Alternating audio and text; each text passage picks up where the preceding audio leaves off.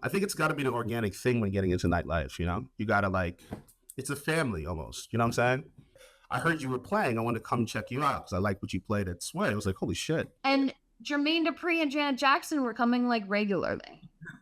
Hey there, it's me, Roxy Cottontail.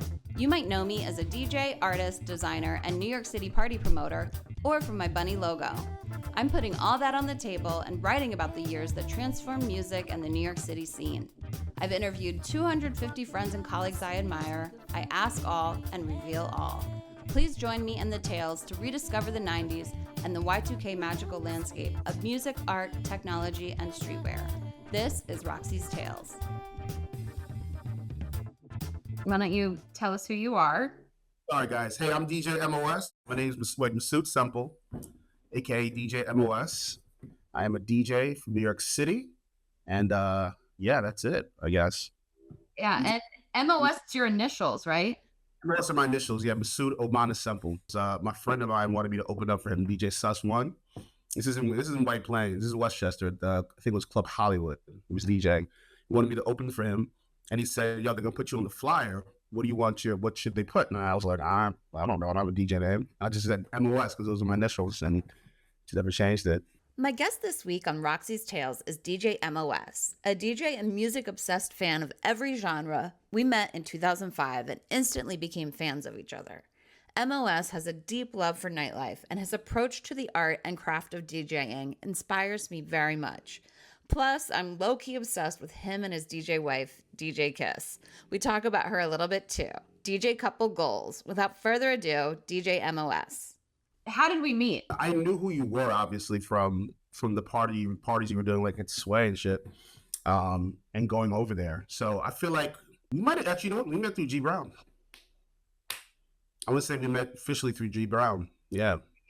This one? Yeah, G Brown introduced us, and I remember he, I forget what party we were doing, something with a Dan Salamito or something on the West Side, some party there in Sam Harris. But yeah, so he introduced us. And I think that's when we started doing the Mondays at Sway. And you had been like an established DJ at this point. Yeah, I mean, at that point I was on the come up. You know what I'm saying? Like my big breakout was like 2005, I think, into like the whole commercial scene. Like my first residency at PM. Friday PM. Sunday? Huh? What night were you there? Friday, okay. Alex and Jed. I actually filled in for Reach one night when he was sick, and I ended up getting them just bringing me back. And it's so funny, that same night that I started at PM is when I met Kiss, my wife. Oh my gosh, no way. And it was funny because I literally was off that Friday, and I didn't really have any big gigs. I was doing a lot of stuff downtown, like Dorsia and like Bauhaus and Lower East Side and shit. So but yeah, it was Friday at night, like 7:00, and then I get a call from like Alex and Jed, and they're like, hey, can you fill in? And so I just hustled, brought my records over, and I met Kiss the same night. Beautiful. Love that. Was she just hanging out? She was actually working there. She was a bottle host there. Oh my gosh. From there, I started teaching how to DJ, and then I'd have her open at some of my gigs, like when I was at Stereo. I'd have her open and close for me, and then she just popped the fuck off. What nights were you at Stereo? Doug Grayson and I were the residents, so we were there doing it. We're splitting it, so we each did 3. So I did like, I want to say Wednesday, Thursday, and Saturday, I think. You didn't do Wednesday because I did Wednesday. But I did. Doug Grayson and I split the nights. Thursday, Friday, Saturday, Sunday, probably. Something like that, yeah. And then I remember they would bring in like AM or Sky Neller or Clark Kent or somebody to play. It was such a special time. There were so many amazing artists that were just in the scene coming up and popped off as a result of this, of you know what we were doing. So agreed. And so you came and you played Sway. I don't know. I have 2 flyers, I think, from Sway. This is another one. Oh, wow. You and Chris Renee. After we met, I started playing there. You'd hit me up and I'd play there a couple times. Like, I remember, like, I had fun. I love that place. Because after this, Damon DeGraff started managing you, or was he already? I think during this time, I think I was being managed by Jessica Rosenblum first. Oh yeah, okay, that makes sense. Jessica managed me and Kiss, and then Kiss went to was it Scam? No, Kiss was at Scam, and then Jessica started repping her. So she was repping both of us, and then like a year or two later, I got with DJI.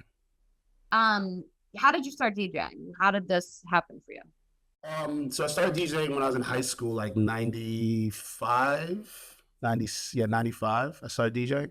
And I was just doing it in like my bedroom, and then went to college, and my parents made me keep my turntables at home.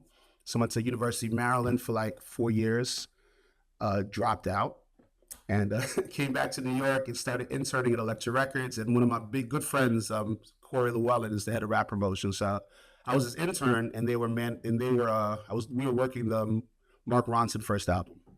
Oh wow, we? Yeah, first album. What's it called? Here Comes the Fuzz. Yeah.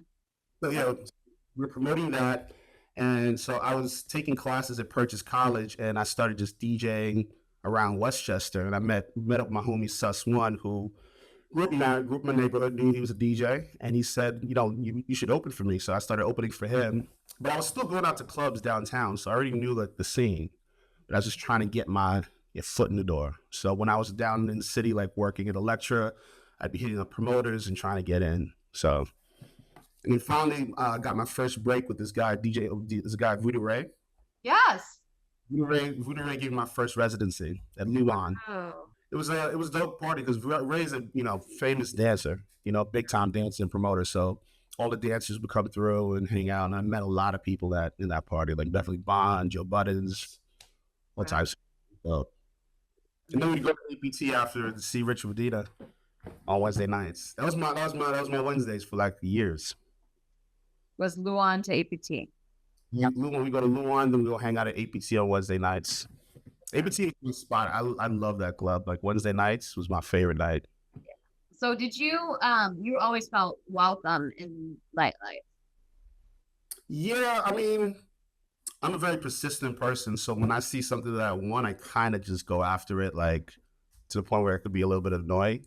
So my thing was like, I would listen to DJs and be like, listen, I can do that. So I got to get in here somehow. I got to play. So I kind of like, I'm not saying that I was welcome, but like I definitely like hung out and was in the scene and met people and connected with people and became part of it. So, I think it's got to be an organic thing when getting into nightlife. You got to like, it's a family almost. You know what I'm saying? It definitely was, and because I think it was like your talent really it had to shine. Exactly. Because I've seen DJs get like taken off of the tables. It's intimidating. And when like your talent, it wasn't about your numbers or like who you knew or anything. It was about your pure talent. It's really it. Yeah. Your talent, your passion for what you do. Like, I feel like that shines through on people, So, like I said, my first residency, I walked in and the guy, he just said, hey, I'll give you a shot. And, it's either I was going to put up or shut up. Yeah. So I played my ass off, and he was like, all right, cool. You're playing all my parties. So that's really what it came down to back then. It's all about talent and persistence. You mentioned something about meeting somebody at Sway. Oh yeah. I think this might have been like the second time I played there. I met DJ AM at Sway. And I mean, obviously, I knew who he was for a while. Like because when I was an intern at Electra, that's when I found out who he was. He did a hollaback mixtape with Samantha Ronson, which is really dope. And so I went out and started checking him out when he'd come to New York. So anyway, so we're playing at Sway, and he walks in, and I'm like, oh shit, it's DJ AM. Oh my god, like he's never heard me play before. So I'm like in there, like trying to like not showing off, but just digging deep in the Serato crates. So I remember him coming up to me when I played the Kwame, the rhythm. He came up to me and was like, yo, I love that song. So anyway, fast forward a couple of days, I was playing in Marquee on Tuesday, and club's packed, having a good time, and all of a sudden I look over in the booth and DJ AM's right next to me. I'm like, oh shit, what are you doing here? He's like, I heard you were playing. I want to come check you out because I like what you played at Sway. I was like, holy shit. But that's the thing about him, like, every time I've spoken to him over the years, even when I was an intern, not DJing anywhere, he super cool. Like this guy's like a famous DJ traveling the world, and like I'm an intern, like hitting him up, emailing him, and he's like, "Yo, come out, check me out at the club," you know. So super inviting for somebody on that level. You know what I'm saying? Because I don't really think people who didn't have the opportunity to meet him. I think that's the biggest thing I would say about him is that at the level of DJ he was, I mean, he was like a superstar and like super down to earth, regular guy. Like, you know what I'm saying? Like regular guy. You were playing at Lotus too, right? I played at Lotus a couple times at Lotus. I mean, listen, I was going out in the scene for years. So, I started going little back in like 95 when I was in high school. And then when I came back from college, it was like Spa and, we go to like the Black Diamonds parties or like Funky Buddha playing Hollywood, BB Kings. But then I was also going out in the downtown scene. I was at like APT, Orsia, Bauhaus, like a lot of Lower East Side clubs. I mean, that was really my scene. That's why I loved. That's why I thought the music was the best. And you would go scope out the crowd, I would always go to check out the DJ first. DJ, yeah. See what he's playing. I remember seeing Reach at Lotus on like a Thursday night or something like that. And then Bill Spector's party on Wednesday. You'd always have like... I became a host on Wednesdays for Higher Ground was the name of the party at Lotus. But like I remember Clark Kent was played there once. A bunch of like big DJs used to have. Yeah. I just wonder like if you were getting music anywhere, like when was the Serato board? Back in the day, I would just go onto blogs. Like I would go into like forget the blogs. Disco Bell? Disco Bell. We used to go on Disco Bell. That was one of them. Who's the name of these blogs? But yeah, I used to go on the blogs and scour that for like remixes, mashups. Yeah, it was a great time for music because there was so much interesting. I mean, because everyone was crossing genres, so you could just you're always looking for something. Like you'd find a new song would come out, you'd always look for like a remix of it. You try to find like some crazy rock hip hop mashup of something. You know what I'm saying? Mm-hmm. It was Baltimore Club. That was like dear to my heart because I'm from Maryland. You had a lot of those artists playing at Sway. Like you had Tootsworth and all those guys playing, right? Yeah. And I booked Techniques. I actually booked DJ Techniques from Baltimore at Stereo on a Wednesday. Wow. And so it was like Charlotte Ronson, Chrissy Miller, Dave Stein, Aaron, and myself hosting. And the Misshapes and myself were DJing.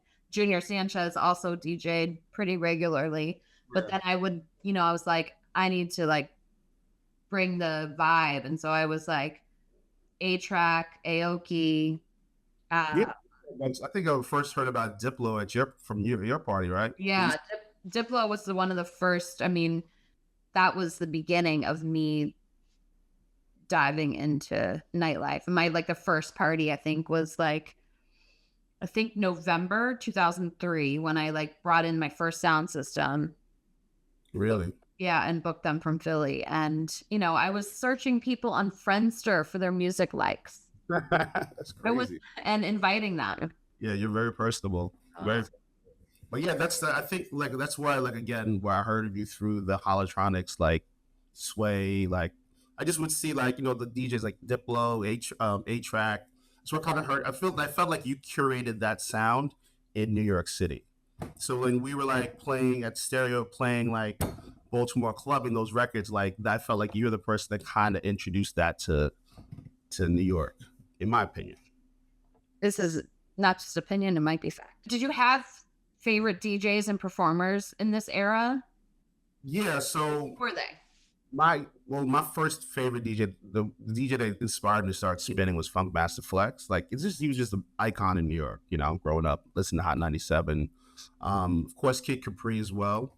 But then when I started interning at Electra, and I met Mark Ronson and started, because I was promoting the Rap Roasters intern, so I'd have to show up to the parties and, give out the record and shit. So I started going to his parties, and I was like, this is the shit. because my thing was like I wanted to find a way to. I knew what I love to play. I love to play like an eclectic mix of music, classics, some current hip hop, just kind of weave everything together. And when I heard him playing and I saw the crowd that he was playing for, I was like, oh, this is it. This is what I want to do. Like I remember being at Central Fly, and it was like 5:30 in the morning, and like him and Beverly Bond are playing like disco records, and I'm like, this is incredible. Like this is what I want to play these parties. You know what I'm saying? So Mark Ronson was kind of one, like I followed him heavily, and then Beverly Bond obviously as well, and then AM. As soon as I heard that AM mixtape, I was like obsessed. I was like, who the fuck is this? Like he's doing what Mark is doing, but like on another level. So I think most DJs at that point, when they first heard AM during that era, were like, all right, this is the guy. Well, you played this one. This was Wednesday at room service.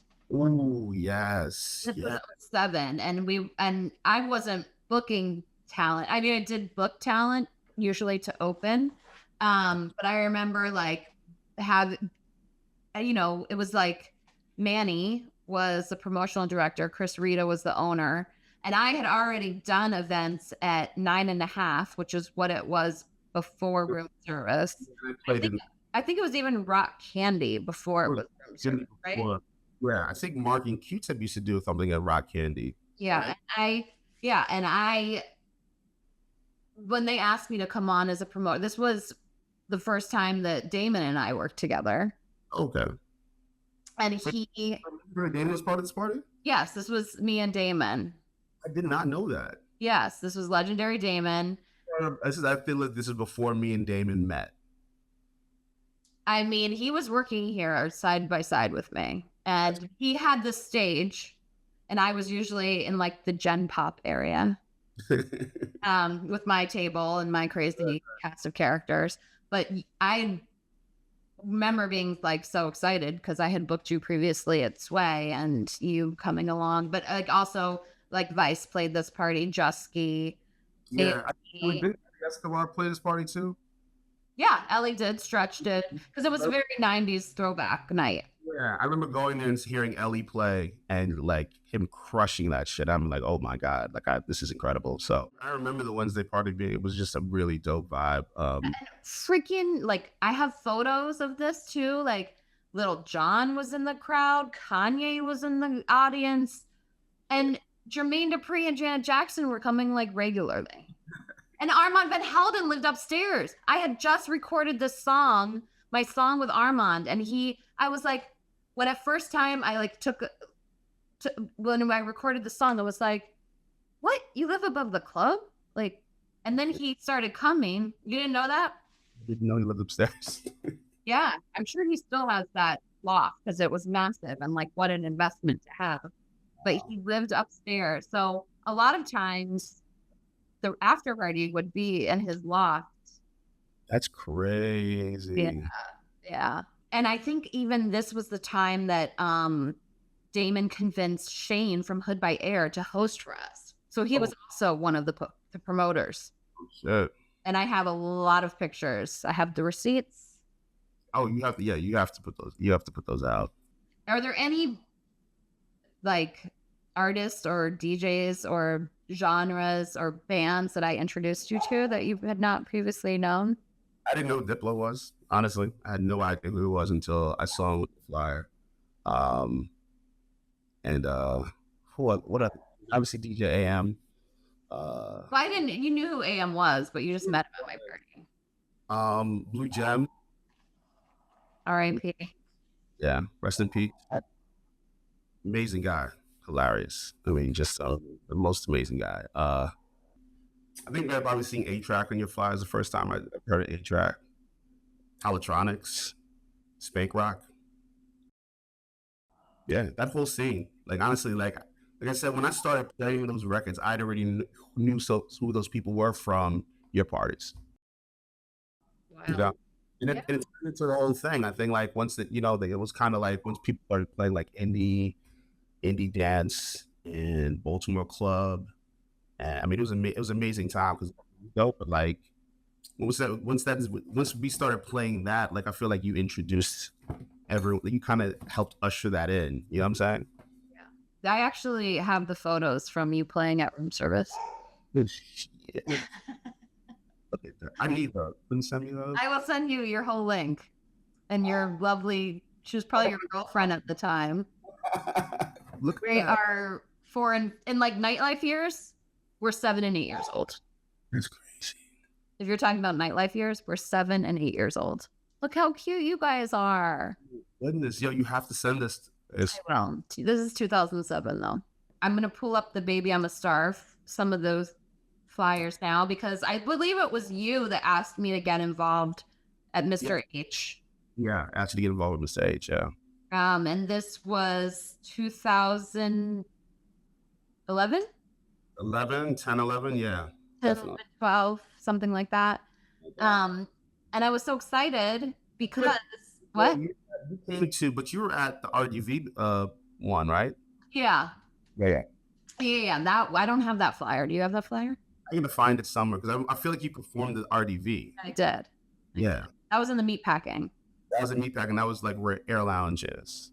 But that was Baby I'm a Star. Baby I'm a Star, yeah. Okay. That's where we started Baby I'm a Star. It was dance music, sex, romance at first, and then we did 105 Rivington to Death, and then we took it like a year off, and then started at RDV. And like those were the best ones. I feel like the ones at RDV were incredible. Oh, this is the night that Misty came. The night that Missy came, yeah. With Sheree J. That was another governor. I know. I was like not prepared to have like a fan moment with Missy, and then Prince, who I did not talk to. I did talk to Missy, and she was super cool. I don't know. Was I there? The Prince. I'm not sure if you were there. This was there. The Prince night. That was ridiculous. You could like see the man's aura when they talk about like it was just like this like brightness all around him. Floated in like a purple light. It was beautiful. I was gonna ask if there's other like standout moments for you, either I guess like when like a night clicked as a DJ, or someone you spoke to like changed your trajectory, or if there's any other stories like the DJ AM one, for example. Baby I'm a Star actually kind of changed my trajectory and my wife's as well. We've always wanted to have a party where we got a chance to play what we wanted to play. I mean, that was always the goal from the beginning, just to kind of curate our own night. And but again, I always talk about RDV, but like I remember meeting Apollonia, and like literally she's in the booth with us, and I remember she gave me a kiss like on the lips in front of my wife, and my wife is the biggest Prince fan, but she doesn't play that shit. So Apollonia gives me this kiss, and now she looks at me and she's like, "What do you want me to do?" It's Apollonia, I say something. Apollonia. Great.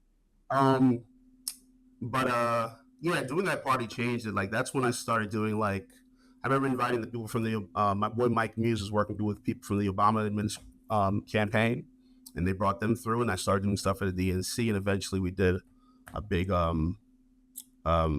thing for Barack Obama when he was going for re-election at Tyler Perry's studio in Atlanta. Wow. Yes, we got that from our party.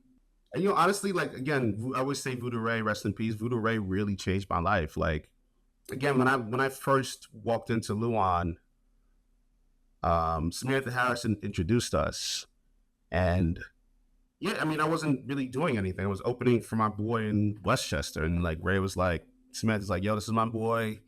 He's dope," and he's like, "You should have him DJ," and he gave me a shot. And as soon as I played, he was like promoting me to everybody. Like I talked to people and be like, "Yo, Ray told me about you." You know what I'm saying? So he kind of really like kind of introduced me into the scene, and then also introduced me to Peter Paul, from Tommy Hilfiger at the time.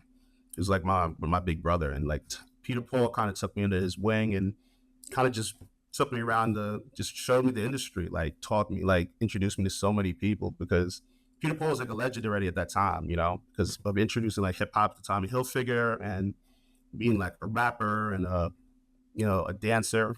So it kind of introduced me to that scene, and kind of again, I'm still friends with all those people to this day. But I was like kind of like the little brother because I was like the little kid, like running around asking a million questions, like wanted to go everywhere. Curious. Huh? Curious. Yeah, curious as hell. Like I was just kind of like this new thing, like this kind of Curious new. candy store. Exactly, exactly. Like New York's like I was like, all right, I'm finally doing what I want to do. Like I'm a DJ. I'm in the scene. People kind of know who I am. So it was fun. It was a fun time. You know, I feel like you were able to, you could play my shit, you could play the mainstream shit, you could play any club in New York to me. Well, the thing is, like, it just boils down to the fact that I just love music. You know, like I love everything. So, and I think that like during that time, even being a commercial DJ was different than it is now. You know, like you still played like a little bit of everything. I think that's what clubs are looking for. But after a while, what happened was it just you saw it like more towards like house music and pop, and next thing you know you're playing Well, yeah. house music and like I mean, EDM became a genre, whereas yeah, out of nowhere. And it's like, once that's your livelihood, it's like, and obviously like I do love the Swedish House Mafias and the David Guetta records and all that stuff. But it just became like the thing. Like that's all clubs wanted to hear. yeah. Like, you go to live and that's what you're playing 80% of the time. But it's all like again, it's all part of the journey. And I think that like if you love music and you study it, you embrace that. Do you have a memorable, like, what are your most memorable events? I'd say doing New Year's Eve at Live for the first time was incredible. Like New Year's Eve, I think I opened for Calvin Harris. That one of those that was incredible. It's like it's one of Liv's first ones, but this is like the height of like EDM, Yeah. Miami. When I hear Afrojack's early stuff and like the Dutch house sound Yeah. that was curating around that time, like it was so new and weird and bizarre that I just couldn't.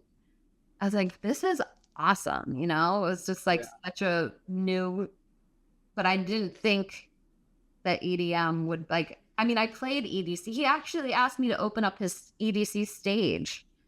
Crazy. And I did. And I was like, I remember seeing that you did EDC and being like, wow. yeah, wow, for me too. I was also struck because I was just like, I mean, he knew, I mean, it was a wild time. And I remember, Like, I want to say I talked to you about that at like either Baby and Star one of the parties. We were about you're doing EDC, and I was like, yo, that's a fucking big deal. yeah, I'm nervous. I'm like, no, don't be nervous. You're gonna kill it. Just do what you do. yeah, it was like probably 2012. And I remember because I was the first to open his stage, and the limo came at like 10 or 11 in the morning, and I just packed it in with the bunnies. Yeah. And when I started, I kid you not, there was huge, like giant tent. I started, there was like 5 people in like looking like ants below. And by the time I finished, there was like 12,000 people.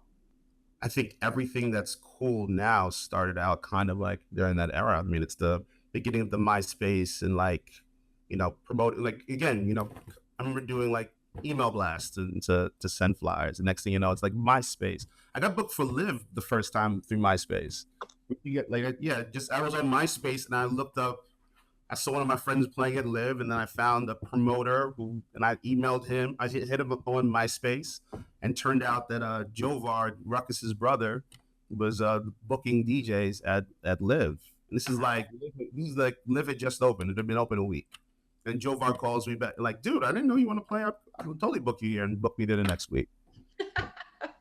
Crazy shit like that. That is crazy.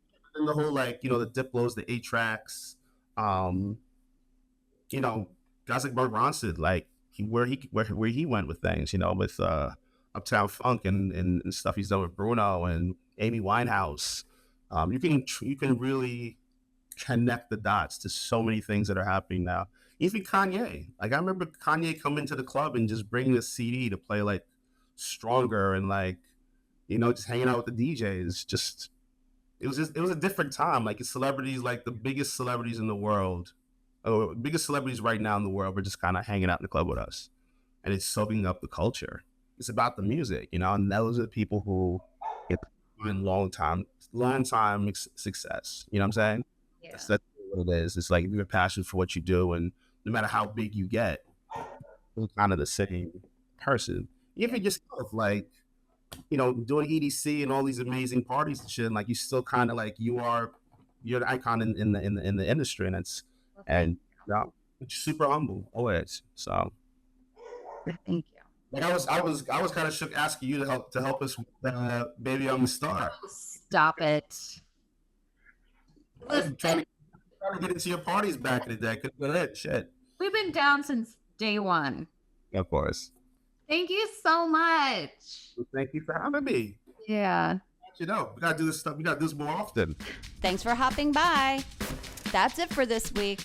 Don't forget to subscribe, like, share, comment, and stalk. Bounce, little kitty.